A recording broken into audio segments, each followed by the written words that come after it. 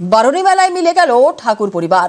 মেলার আয়োজনে একযোগে তৃণমূলের সাংসদ মমতা বালা ঠাকুর এবং বিজেপির শান্তনু ঠাকুর। আর এই মেলার রাশ কার হাতে থাকবে এই নিয়ে জল গড়ায় হাইকোর্টে। মমতা বালার পক্ষে রায় দেন বিচারপতি, কিন্তু তিনি একা এই মেলার আয়োজন করেননি, শান্তনু ঠাকুরকে সঙ্গে নিয়েই করেছেন। এতে খুশি মতুয়ারা।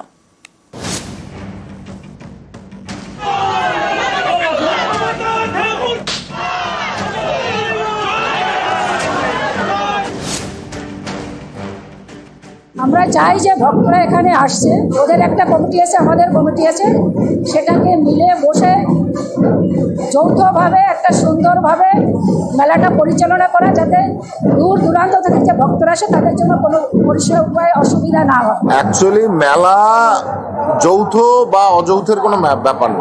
1953 সাল থেকে এই মেলা হয়ে আসছে, আমরা সব মিলেমিশে একসাথে করছি। আর আমি যদি নাও থাকি, আমরা যদি নাও থাকি, মেলা চলবে এখানে।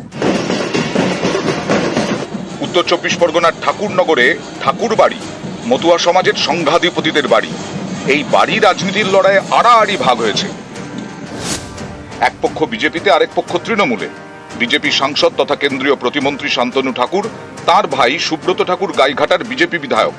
অন্যদিকে শান্তনুর জেঠিমা মমতা বালা ঠাকুর তৃণমূলের রাজ্যসভার সাংসদ। তার মেয়ে মধুপর্ণা বাগদার তৃণমূল বিধায়ক। বাড়ির কমন ঘরের দখল থেকে মতুয়া মহাসংঘের প্রধান কে হবেন এ নিয়ে শান্তনু এবং মমতা বালার বিরোধ দীর্ঘদিনের। গতবারও বারুণী মেলার সময় তুলকালাম হয়। এবার বারুণী মেলার রাশ কার হাতে থাকবে তা নিয়েও বিরোধ শুরু হয়।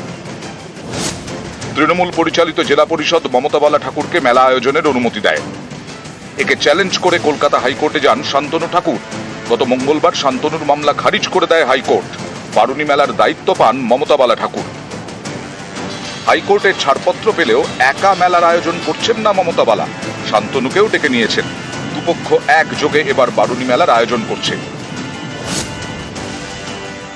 আমরা চাই যে ভক্তরা এখানে আসছে, ওদের একটা কমিটি আছে, আমাদের কমিটি আছে, সেটাকে মিলে বসে যৌথভাবে একটা সুন্দরভাবে মেলাটা পরিচালনা করা, যাতে দূর দূরান্ত থেকে যে ভক্তরা আসে তাদের জন্য কোনো পরিষেবায় অসুবিধা না হয়। অ্যাকচুয়ালি মেলা যৌথ বা অযৌথের কোনো ব্যাপার নেই। 1953 সাল থেকে এই মেলা হয়ে আসছে, আমরা সব মিলেমিশে একসাথে করছি। আর আমি যদি নাও থাকি, আমরা যদি নাও থাকি, মেলা চলবে এখানে। বুধবার রাত থেকে পুণ্য স্নান, বৃহস্পতিবার থেকে শুরু বারুণী মেলা। ভক্তদের ভিড় জমছে ঠাকুরনগরে। এবার একযোগে মেলার আয়োজন করছেন মমতা বালা, শান্তনু। এতে খুশি মতুয়ারা। দুই পরিবার এক হয়েছে, আমাদের আনন্দিত, আমাদের মানে বুক ভরে যাচ্ছে। এটা তো বাস্তব সত্যি ব্যাপার। আমরা ভালো চাই, শান্তি চাই।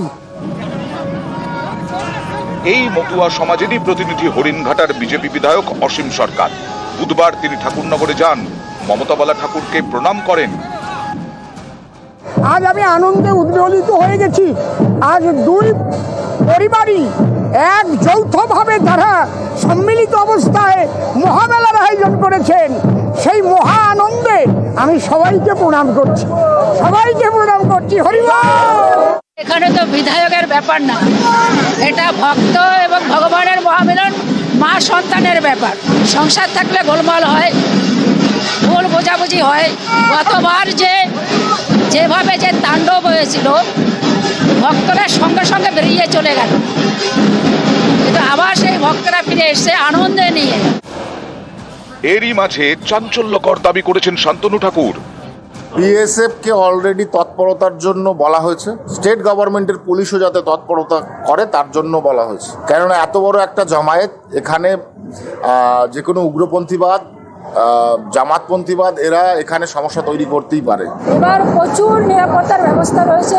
ঠাকুরবাড়িকে ক্যামেরা দিয়ে, মানে সিসি ক্যামেরা দিয়ে মেলার মাঠ সব জায়গায় ভরে দিয়েছে এবং জায়গায় জায়গায় ক্যাম্প করেছে, পুলিশ ক্যাম্প, এবং অল ইন্ডিয়া মতো মহাসংঘ থেকে ভলেন্টিয়ার্স রয়েছে প্রচুর। মেলায় মিলে গেল ঠাকুর পরিবার। মতুয়া সমাজে খুশির হাওয়া। পর্যবেক্ষকদের একাংশের মতে 26-এর ভোটের আগে এই পদক্ষেপ তাৎপর্যপূর্ণ। কারণ গতবারের মতো এবারেও অশান্তি হলে সেটা মতুয়া সম্প্রদায়ের অনেকেই ভালো চোখে দেখতেন না।